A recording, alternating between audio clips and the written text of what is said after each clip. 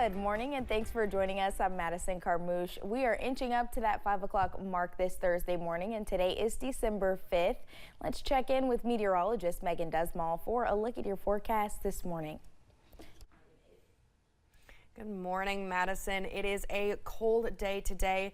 Not only is that, but we're seeing intense wind gusts this morning, and in fact we're under a advisory for these winds. So let's take a look at that wind advisory for most of the area. That will be going until 7 a.m. with the exception of Wise, Virginia. Theirs will be extended until 1 p.m. on Thursday. So it is going to be a windy morning, which is going to make those temperatures feel even colder as you're going through the next couple of hours. Now, I'm going to be talking current temperatures today instead of high temperatures, since we'll be experiencing those right now. So take a look at those temperatures because we're only going to be cooling down throughout the rest of your day. We will have a secondary quote-unquote high temperature that'll be about 20 in the mid-20s around that 3 p.m. hour, but we're going to see those temperatures plummet and slightly warm up and then go right back down. But as we're looking at those wind speeds, that really is the story this morning. These are just the wind, not even the wind gust, and we're seeing up to 15 miles right now in London and Somerset and 18 in Harlan, and we're going to continue to see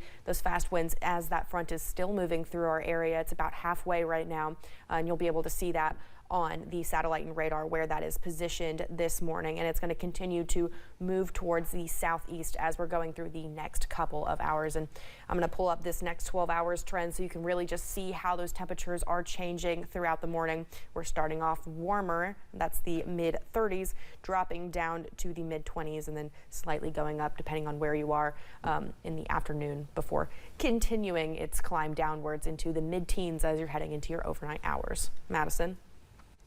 All right, Megan, thank you. And as those temperatures are expected to get frigid, many are trying to stay warm inside their homes.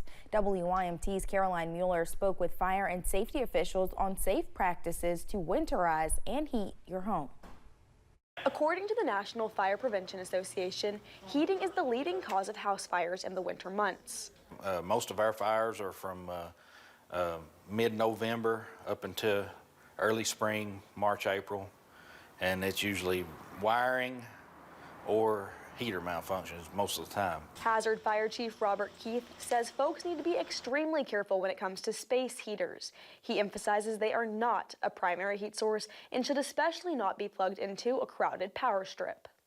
It's not a problem to use them. It's just you got to use them the right way.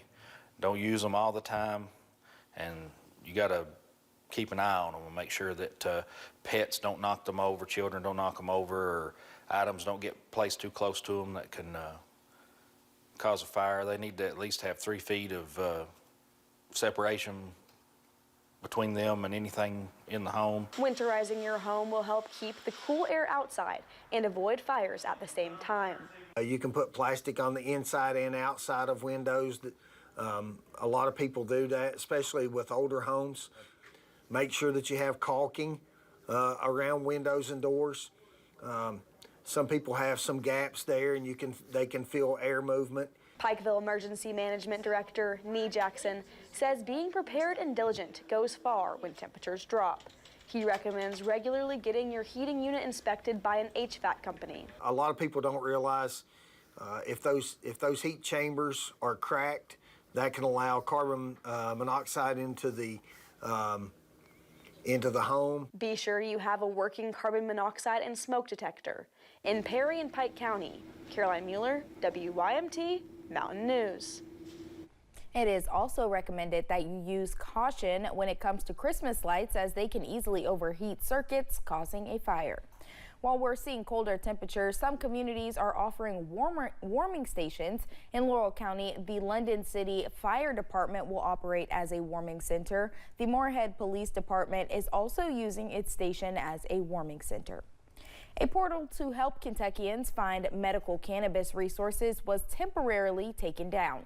The Directory of Practitioners went live Sunday on the Kentucky Office of Medical Cannabis website. The CBS affiliate in Louisville reports a spokesperson says practitioners provided their personal contact information, which ended up on the site. The site was taken down while they worked to correct the error, but it appears to be back up. A Pulaski County Highway bridge is closed and people who travel the area are having to find alternate routes. The Fishing Creek Bridge on Kentucky 80 between Somerset and Nancy shut down for work last month. It will be closed until at least late winter. State transportation officials say it will cost more than $7 million to repair the bridge deck. Some people say it has been challenging knowing the bridge will be out through at least February. We knew that it would impact our business regardless, but it's not been terribly slow. We still have business on the weekends mainly. Oh yeah, it's big difference right now. Yep, because we lose a lot of business right now. The contract calls for the bridge to be closed 75 days, but the entire project may not be finished until April of next year. Nearly $9 million is being invested in Kentucky projects. Many entities in our area will benefit from that. The Housing Development Alliance will use a housing preservation grant worth $200,000 to assist 8 low-income homeowners and with home repairs and projects. The city of Harlan will use a grant of more than $1.3 million to install 5,500 linear feet of sewer pipe and a lift station. We have more about this on WYMT.com. The UK Board of Trustees just approved housing and dining rates for the next school year, and prices are going up. Students who live in the residence halls and those who live in the university flats will see their rates go up 4.65%. University constructed undergraduate housing rates will increase by 2%. UK will continue to offer 4 dining plans. The rates on those are going up 3.4%.